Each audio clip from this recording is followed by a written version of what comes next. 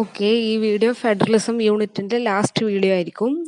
ഇതിൽ പറയാനുള്ള demands for new States, inter state conflicts, special provisions, Jammu Kashmir, ഇത്രയും കാര്യം പറയാനുണ്ട്.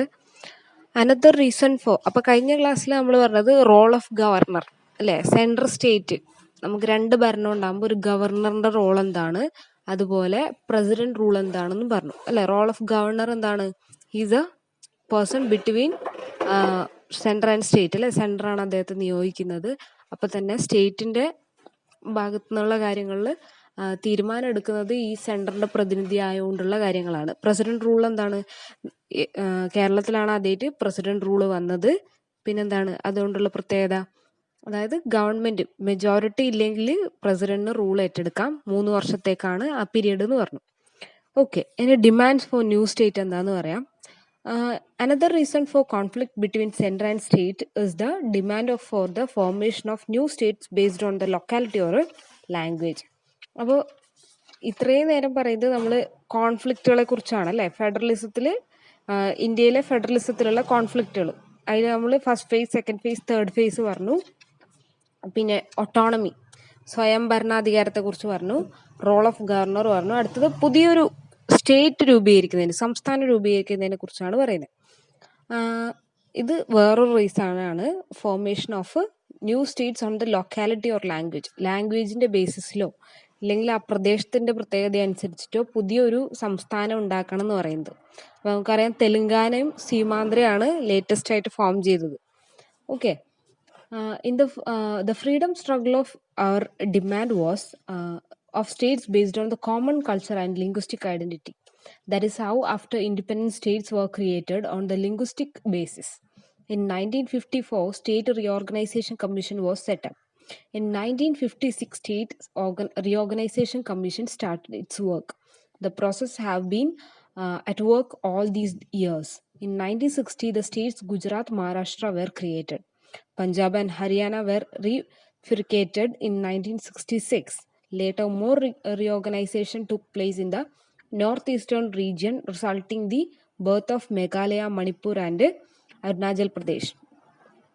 അപ്പോൾ നമ്മുടെ സ്വാതന്ത്ര്യം കിട്ടിയപ്പോൾ, ഇന്ത്യക്ക് സ്വാതന്ത്ര്യം കിട്ടിയപ്പോൾ എല്ലാവരുടെ ആവശ്യം എന്ന് പറയുന്നത് ഒരേ കൾച്ചർ, അതേപോലെ ഒരേ ഭാഷ സംസാരിക്കുന്ന ആ ഒരു വിഭാഗത്തിനെ അടിസ്ഥാനപ്പെടുത്തി വേണം സ്റ്റേറ്റുകൾ രൂപീകരിക്കാൻ എന്നായിരുന്നു. അങ്ങനെയാണ് കേരളത്തിൽ മലയാളികളും, കർണാടകയിൽ കന്നഡക്കാരും, തമിഴ്നാട്ടിൽ തമിഴിൽ സംസാരിക്കുന്ന ആൾക്കാരും, ആന്ധ്രയിൽ തെലുങ്ക് സംസാരിക്കുന്ന ആൾക്കാരും, മറാഠി സംസാരിക്കുന്ന മഹാരാഷ്ട്രയൊക്കെ മാറിയത്. ഓക്കെ, അപ്പോൾ ഭാഷയും കൾച്ചറിൻ്റെ അടിസ്ഥാനത്തിലാണ് നമ്മുടെ നാട്ടിൽ ഇത് സംഭവിച്ചത്. അങ്ങനെ പറയുമ്പോൾ എങ്ങനെയാണ് ഈ ഡിവിഷൻ നടന്നതെന്ന് വെച്ച് കഴിഞ്ഞാൽ 1954 1954 സ്റ്റേറ്റ് റീഓർഗനൈസേഷൻ കമ്മീഷൻ എന്ന് പറയുന്ന ഒരു കമ്മീഷൻ ഉണ്ടാക്കി. SRC എന്ന് പറയുന്ന ഒരു commission, state reorganisation commission setup ചെയ്തു. അങ്ങനെ 1956 തന്നെ അവരവരുടെ ജോലി ചെയ്യാൻ തുടങ്ങി. 54 ഫോം ചെയ്തത്, 56 അതിൻ്റെ വർക്ക് തുടങ്ങി. അപ്പോൾ അതിൻ്റെ അടിസ്ഥാനത്തിൽ ആദ്യമായിട്ട് മാറ്റിയ സ്റ്റേറ്റുകളാണ് മഹാരാഷ്ട്രയും ഗുജറാത്തും. മഹാരാഷ്ട്ര, ഗുജറാത്ത് എന്നുള്ള 2 സംസ്ഥാനം 1960 ഫോം ചെയ്തു.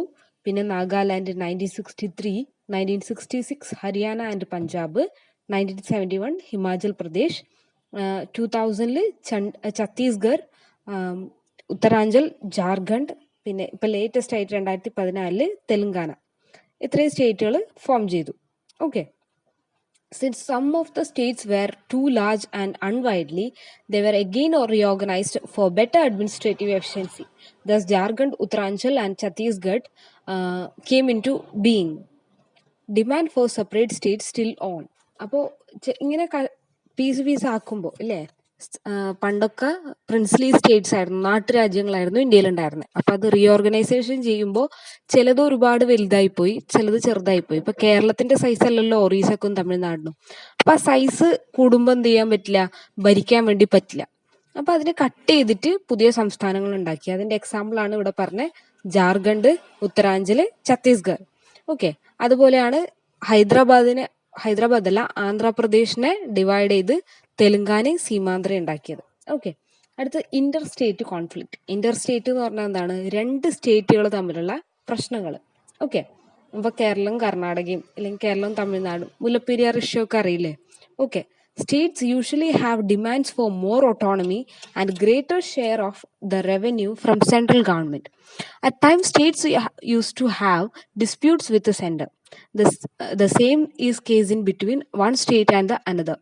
We have several conflicts arising between state about sharing of river water, construction of maintenance of dams, as usual as aggrieved parties to go court to settle the disputes. Though the judiciary is able to resolve the issues, it is found to have more political implication rather than the legislatives. Legalities. Since the root of disputes, we usually find politics, a solution can be reached only through negotiation and mutual trust. അപ്പോൾ സെൻട്രവും സ്റ്റേറ്റും പല പ്രശ്നങ്ങളും ഉണ്ടല്ലേ. State list concurrent ലിസ്റ്റിന്റെ ബേസിസിൽ പ്രശ്നങ്ങളുണ്ട്, നമ്മൾ പഠിച്ചതാണ്. ഇപ്പൊ പറയാൻ പോകുന്നത് ഈ നദീജല തർക്കം, കാവേരിയിലെ വെള്ളത്തിന് വേണ്ടി തമിഴ്നാടും കർണാടകയും പ്രശ്നമുണ്ട്. അതുപോലെ മുല്ലപ്പെരിയാർ ഡാമിന്റെ ഇഷ്യൂല് കേരളവും തമിഴ്നാടും ഇഷ്യൂ ഉണ്ട്. അപ്പൊ എന്ത് ചെയ്യും? ഈ കേസുകളൊക്കെ സെറ്റിൽ ചെയ്യേണ്ട ആരാ? സുപ്രീം കോർട്ടാണ് അല്ലേ. കാരണം നമ്മൾ നേരത്തെ പഠിച്ചു, ഇന്റർ സ്റ്റേറ്റ് ഇഷ്യൂസ് വരുമ്പോൾ സോൾവ് ചെയ്യുന്നത് ആരാണ്? കോടതിയാണ്, സുപ്രീം കോർട്ടാണ്. അപ്പോൾ അങ്ങനെയുള്ള ഇഷ്യൂസ് ഒരു പരിധി വരെ സോൾവ് ചെയ്യാൻ പറ്റും. എന്നാലും ഭൂരിപക്ഷവും നമ്മളൊരു പരസ്പര ധാരണ, ഒരു മ്യൂച്വൽ ട്രസ്റ്റ്, ഒരു പരസ്പര വിശ്വാസവും അതുപോലെ ഒരു നല്ല ചർച്ചയും നടക്കാൻ മാത്രമാണ് ഈ ഇഷ്യൂസ് സോൾവ് ചെയ്യാൻ പറ്റുമെന്നാണ് പറയുന്നത്. Border disputes between states take much precious time and energy. Though the states are organized on the linguistic basis, in border disputes, problems cannot be solved on the basis of linguistic majority. People at the bordering areas speak both languages. Maharashtra and Karnataka have been engaged in border disputes very long time. They have been fighting for the city of Belgaum. Similarly, the Manipur and Nagaland have border disputes. When the state of Haryana was formed out of the Punjab, were the row over the city of Chandigarh. Today, Chandigarh houses the capitals of both states. Even though the late Prime Minister Mr. Rajiv Gandhi had reached an understanding with Punjab and Chandigarh was to handed over the Punjab, nothing was happened so far. Okay, അപ്പോൾ പ്രധാനമായിട്ട് രണ്ട് ഇഷ്യൂസാണ് സ്റ്റേറ്റുകളുടെ ഇടയിൽ ഉണ്ടാവുക, Inter state. ഒന്ന് എന്താണ്? വെള്ളത്തിന്റെ ഇഷ്യൂലാണ്, sharing river water. പിന്നെ ഒന്ന് ബൗണ്ടറി ഇഷ്യൂ. ബൗണ്ടറി പറഞ്ഞാൽ ബോർഡർ ഇഷ്യൂസ്. ഇപ്പൊ നിങ്ങൾക്കറിയാം, ഇപ്പൊ കാസർഗോഡ് കർണാടകേന്റെ കൂടെ പോവും അല്ലെങ്കിൽ അവരെടുക്കും എന്ന് പറയുന്ന ഒരു ചർച്ച ഇവിടെ നടക്കുന്നുണ്ട് അല്ലെ. അതുപോലെ കേരളത്തിന്റെ കൂടെ വേണമെന്ന് പറയുന്ന ഒരു വിഭാഗമുണ്ട് അല്ലെ. കാരണം എന്താണ്? അവിടെ ഈ കാസർഗോഡ് എന്ന് പറയുന്നിടത്ത് കന്നഡ സംസാരിക്കുന്ന ഒരു വിഭാഗം ആൾക്കാരുണ്ട്, മലയാളം സംസാരിക്കുന്നവരുണ്ട്. അപ്പൊ കൂടുതൽ കർണാടകയെ ആശ്രയിക്കുന്നതുകൊണ്ട് അങ്ങോട്ട് പോവാന്ന് പറയുന്ന ആൾക്കാരൊക്കെ ഉണ്ട് അല്ലെ. സോ അതൊരു ഇഷ്യൂ. അതുപോലെ വേറൊരു ഇഷ്യൂ പറയുന്നത്, ടെക്സ്റ്റിലുള്ള എക്സാമ്പിൾ പറയുന്നത് മഹാരാഷ്ട്രയും കർണാടകയും തമ്മിലാണ്. അവര് ബോർഡർ എന്ത് ചെയ്യുന്നുണ്ട്? ക്രോസ് ചെയ്യുന്നുണ്ട്. ബോർഡർ ലിമിറ്റ് ഉണ്ട് അവരുടെ അപ്പുറത്തും ഇപ്പുറത്തുമായിട്ട്. അപ്പൊ ബെൽഗാം എന്ന് പറയുന്ന ഒരു സിറ്റി ഉണ്ട്, കാസർഗോഡ് പോലെ ബെൽഗാം എന്ന് പറയുന്ന ഒരു സ്ഥലം. അത് മഹാരാഷ്ട്രന്റെ കൂടെ ചേർക്കണോ അതോ കർണാടകന്റെ കൂടെ ചേർക്കണോ എന്നുള്ള ഒരു പ്രശ്നം നിലനിൽക്കുന്നുണ്ട്. Okay. Sharing river water from Kaveri is bone contention between Tamil Nadu and Karnataka. ഇപ്പൊ ഞാൻ നേരത്തെ പറഞ്ഞ എക്സാമ്പിൾ ആണ് ഏത്? കാവേരി ജലനദി തർക്കം. Okay. Any special provisions? In federal framework of Indian Union, some states enjoy differential treatment. We had seen the minimum representation was ensured in the parliament for smaller states, and adequate representation was also provided in larger states. Usually, all states share equal powers, but there are certain states have enjoy special status. This is because of their strategic position and peculiar social and historical circumstances. The most of the special provisions are the northeastern states. The reason that the Assam, Nagaland, Arunachal Pradesh and Mizoram, very high tribal population, they want to preserve their distinct history and culture. In spite of this differential treatment, we have not succeeded in checking alienation and insurgency in these states. Himachal Pradesh, Arunachal Pradesh, Goa, Gujarat, Maharashtra and Sikkim also enjoy special provisions of the Constitution. അപ്പോൾ ചില സംസ്ഥാനങ്ങൾക്ക് പ്രത്യേക ഒരു കരുതൽ കൊടുക്കാറുണ്ട്, കുറച്ച് ഒരു പ്രത്യേക സംവരണം കൊടുക്കാറുണ്ട്. അതിന് എക്സാമ്പിൾ ആണ് ഇവിടെ പറഞ്ഞ ആസാം, നാഗാലാൻഡ്, അരുണാചൽ പ്രദേശ്, മിസോറാം. ഓക്കെ, ഈ ഒരു ഇത്രയും നമ്മുടെ നോർത്ത് ഈസ്റ്റേൺ സ്റ്റേറ്റ്സ്, അറ്റത്തുള്ള സ്റ്റേറ്റുകൾ, അവരുടെ പ്രത്യേകത എന്താണെന്ന് വെച്ച് കഴിഞ്ഞാൽ അവിടെ ഈ ട്രൈബൽ പോപ്പുലേഷൻ കുറച്ച് അധികമാണ്. അപ്പോൾ ട്രൈബൽസിനെ സംരക്ഷിക്കേണ്ടത് വളരെ ഇമ്പോർട്ടൻ്റ് ആണ്. കാരണം എന്താ, അവിടെ അവരാണ് നമ്മുടെ നാടിൻ്റെ യഥാർത്ഥ അവകാശികൾ. അവർക്ക് അവരുടേതായ കൾച്ചർ ഉണ്ട്, സിസ്റ്റം ഉണ്ട്. ഇവിടെ ആദിവാസി വിഭാഗങ്ങളെ സംരക്ഷിക്കുന്ന പോലെ അവിടെ അവിടുത്തെ ട്രൈബൽസിനെ സംരക്ഷിക്കുന്നുണ്ട്. സോ അത് സംരക്ഷിക്കപ്പെടേണ്ടതുണ്ട്. അതുകൊണ്ട് തന്നെ അങ്ങോട്ടുള്ള ആൾക്കാരുടെ എൻട്രി, അതുപോലെ അവിടുത്തെ ഫോറസ്റ്റ്, അവിടുത്തെ നാച്ചുറൽ റിസോഴ്സസ്, ഇതൊക്കെ സംരക്ഷിക്കേണ്ട പ്രത്യേക കാര്യമാണ്.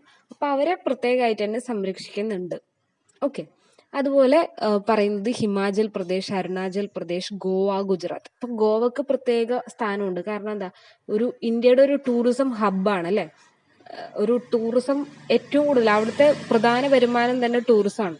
അപ്പം അവർക്ക് അതിൻ്റെതായ പ്രത്യേകതകൾ ഉണ്ടാവും. ഇപ്പം നമ്മുടെ കേരളത്തെ പോലെ ആയിരിക്കില്ല അവയെ സെൻട്രിസ്റ്റ് ട്രീറ്റ് ചെയ്യുന്നുണ്ടാവുക, പ്രത്യേകത ഉണ്ടാവും.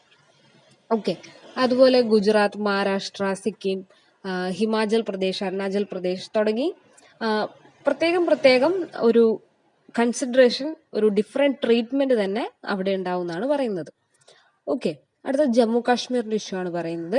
At the time of independence, Jammu and Kashmir was a large princely state. It was given an option to join either India or Pakistan. But after independence, Pakistan and India fought a war for Kashmir.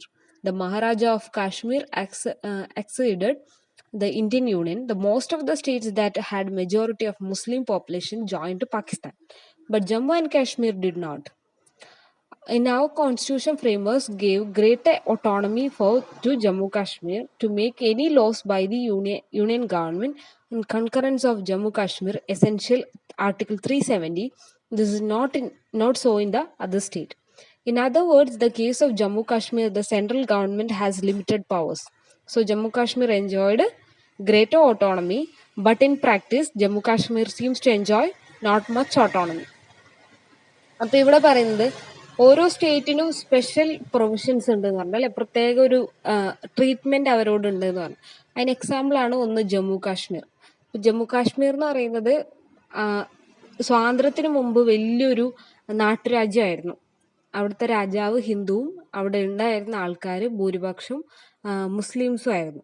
അപ്പോൾ ഹിന്ദു രാജാവായതുകൊണ്ട് തന്നെ അദ്ദേഹത്തിന് ഇന്ത്യയോട് ചേർക്കാനായിരുന്നു താല്പര്യം. ഗവൺമെന്റും അതേപോലെ പറഞ്ഞു, നിങ്ങൾക്ക് വേണമെങ്കിൽ ഇന്ത്യയുടെ കൂടെ നിൽക്കാം, ഇല്ലെങ്കിൽ പാകിസ്ഥാൻ്റെ കൂടെ പോവാം. അപ്പോൾ പറഞ്ഞു ഞങ്ങൾ ഇവിടെ നിന്നോളാം എന്ന് രാജാവ് പറഞ്ഞു.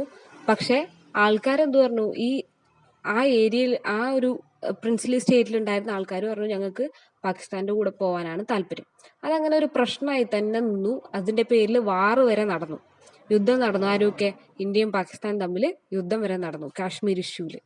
അതിനുശേഷം ഇന്ത്യൻ ഗവൺമെന്റ് എന്ത് ചെയ്തു, രാജാവിന്റെ ആവശ്യം അംഗീകരിച്ച് ഇന്ത്യയോടെ നിന്നോട്ടെ, അതിൻ്റെ ഒപ്പം തന്നെ ഒരു ആർട്ടിക്കിൾ 370 ഉണ്ടാക്കി. ആർട്ടിക്കിൾ 370 പറയുന്നത് കാശ്മീരിന് കൂടുതൽ ഇമ്പോർട്ടൻസ് കൊടുക്കുന്ന, കാശ്മീരിന് സ്വന്തമായിട്ട് തീരുമാനം എടുക്കാൻ പറ്റുന്ന, ഓട്ടോണമി, എന്താണ്, സ്വയം ഭരണാധികാരം കൊടുക്കുന്ന ഒരു നിയമം ഉണ്ടാക്കി വെച്ചു. അതാണ് ഈ ഇടക്ക് എന്ത് ചെയ്തത്, പുതിയ ഗവൺമെന്റ് വന്നപ്പോൾ അവര് മാറ്റിയത്. ഇപ്പം എന്ത് ചെയ്തു, കാശ്മീർ നമ്മുടെ അതേ റൂളുകൾ അനുസരിക്കേണ്ടി വരുന്നു. അത്രയും കാലം അവർക്ക് സ്വന്തമായിട്ട് തീരുമാനം എടുക്കായിരുന്നു, ഇപ്പം അത് പറ്റില്ല. അങ്ങനെ ഇന്ത്യയുടെ കൂടെ ചേർക്കാൻ വേണ്ടി ഈ ആർട്ടിക്കിൾ 370 മാറ്റിയത് ഉപകാരപ്പെട്ടു. അതുകൊണ്ട് തന്നെ കുറെ പ്രശ്നങ്ങൾ കുറഞ്ഞു എന്നാണ് പറയപ്പെടുന്നത്. ഓക്കെ, ഇതാണ് ജമ്മു കാശ്മീരിന്റെ കാര്യം. Yet another privilege enjoyed by Jammu Kashmir that no emergency due to internal disturbance can be declared in the Jammu Kashmir without concurrence of the state. അപ്പോൾ ഇന്ത്യയിൽ എമർജൻസി പ്രഖ്യാപിച്ചിട്ടുണ്ട് അല്ലേ. എന്താണ് എമർജൻസി? അടിയന്തരാവസ്ഥ. ആരാ പ്രഖ്യാപിച്ചേ? ഇന്ദിരാഗാന്ധി. ഓക്കെ, അങ്ങനെ പ്രഖ്യാപിച്ചപ്പോൾ ഈ എമർജൻസി ഇവിടെ നടന്നില്ല, കാശ്മീരിൽ നടന്നില്ല. കാരണം എന്താ, അവർക്ക് പ്രത്യേക ഒരു എന്തുണ്ട്, അധികാരമുണ്ട്, പ്രിവിലേജ് ഉണ്ട്.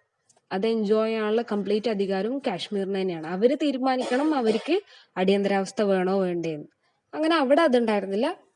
Rest of India had the emergency.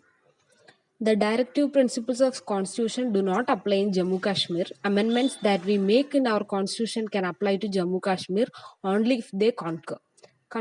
അതായത് ഇപ്പൊ ഇന്ത്യയിൽ ഉണ്ടാക്കുന്ന ഏതൊരു നിയമവും കാശ്മീരിന് വേണമെങ്കിൽ മാത്രം സ്വീകരിച്ചാൽ മതി എന്നുള്ള നിലയായിരുന്നു ഇപ്പം അങ്ങനെയല്ല, ഇപ്പം അവർ പാലിക്കണം.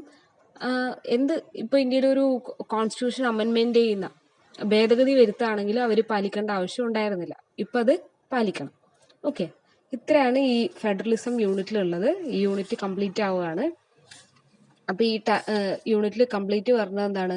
വാട്ട് ഈസ് ഫെഡറലിസം, പിന്നെ ഫെഡറലിസം ഇൻ ഇന്ത്യൻ കോൺസ്റ്റിറ്റ്യൂഷനിൽ എങ്ങനെയാണ് ഫെഡറലിസത്തെ കുറിച്ച് പറഞ്ഞിരിക്കുന്നത്, പിന്നെ state list, concurrent list, union list എന്താന്ന് പറഞ്ഞു.